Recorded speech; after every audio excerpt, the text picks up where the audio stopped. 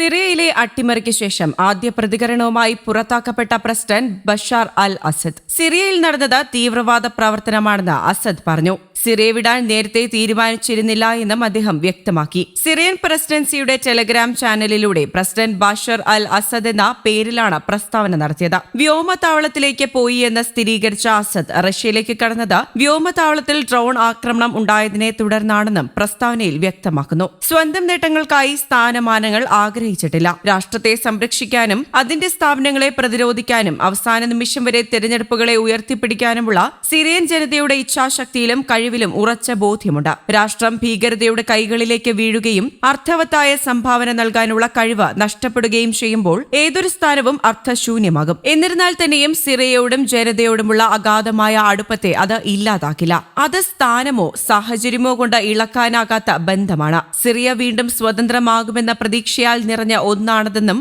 Asad പ്രസ്താവനയിൽ പറയുന്നു. അതേസമയം സിറിയൻ മുൻ പ്രസിഡന്റ് ബഷാർ അൽ അസദ് 2018-19 കാലയളവിൽ രാജ്യത്ത് നിന്ന് $25 കോടി രഹസ്യമായി റഷ്യയിലേക്ക് കടത്തിയെന്നാണ് റിപ്പോർട്ടുകൾ പറയുന്നത്. $ഡോളറിലും യൂറോയിലുമാണ് പണം കടത്തിയത് എന്നാണ് വിദേശ മാധ്യമങ്ങൾ റിപ്പോർട്ട് ചെയ്യുന്നത്. 2011 സിറിയൻ ആഭ്യന്തര യുദ്ധം തുടങ്ങിയത് മുതൽ അസദിന് കൈത്താങ്ങായത് റഷ്യ തന്നെയാണ്. കടുത്ത പാശ്ചാത്യ ഉപരോധങ്ങൾക്കും വിദേശ കറൻസി ക്ഷാമത്തിനും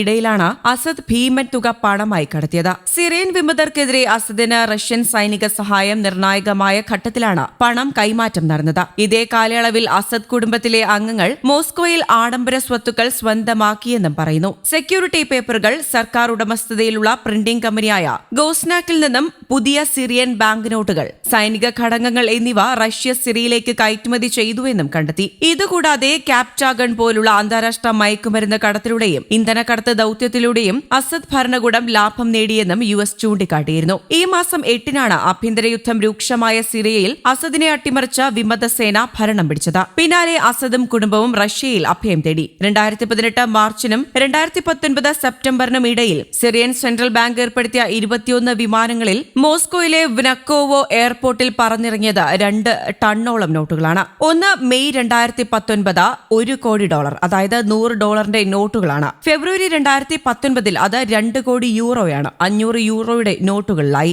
പണം റഷ്യൻ ഫിനാൻഷ്യൽ കോർപ്പറേഷനിൽ നിക്ഷേപിച്ചു. റഷ്യൻ ആയുധ കയറ്റുമതി കമ്പനിയായ റോസോ ബോറോൺ എക്സ്പോർട്സിന് വായ്പ നൽകുന്നത് ഇവിടെ നിന്നാണ്. സിറിയ ഇപ്പോൾ തീവ്രവാദത്തിന്റെ കയ്യിലാണെന്നും സിറിയ വിടാൻ മുൻകൂട്ടി തീരുമാനിച്ചിരുന്നില്ല എന്നുമാണ് അസദ് ഇതിനുശേഷം വ്യക്തമാക്കിയത്. റഷ്യയിലുള്ള അസദ് വിമത അട്ടിമറിയിൽ ആദ്യമായി പ്രതികരിക്കുകയായിരുന്നു. ഡിസംബർ 8 പുലർച്ചെ റഷ്യൻ വ്യോമതാവളം ആക്രമിക്കപ്പെട്ടതോടെയാണ് രാജ്യം വിടേണ്ടി വന്നതെന്നും ഡ്രോൺ ആക്രമണമുണ്ടായതോടെ റഷ്യ തന്നെ അടിയന്തരമായി ഒഴിപ്പിച്ചെന്നും അസദ് പ്രസ്താവനയിൽ പറയുന്നു. സിറിയൻ സൈനിക കേന്ദ്രങ്ങളെ ലക്ഷ്യമിട്ട് ശനിയാഴ്ച രാത്രി 5 മണിക്കൂറിനിടെ ഇസ്രായേൽ 61 മിസൈലുകളാണ് തൊടുത്തത്. യുദ്ധനിരീക്ഷകനായ സിറിയൻ ഒബ്സർവേറ്ററി ഫോർ ഹ്യൂമൻ റൈറ്റ്സിനെ ഉദ്ധരിച്ച അന്താരാഷ്ട്ര മാധ്യമങ്ങളാണ് ഇത് റിപ്പോർട്ട് ചെയ്തത്. അതേസമയം ഇസ്രായേൽ ആക്രമണത്തിന് കനത്ത തിരിച്ചടി നൽകുമെന്ന് സിറിയൻ വിമത നേതാവ് അബു മുഹമ്മദ് അൽ ജുലാനി വ്യക്തമാക്കി. സിറിയൻ വാർത്താ ചാനലിന് നൽകിയ അഭിമുഖത്തിലാണ് ജുലാനി ഇസ്രായേലിന് മുന്നറിയിപ്പ് നൽകിയത്.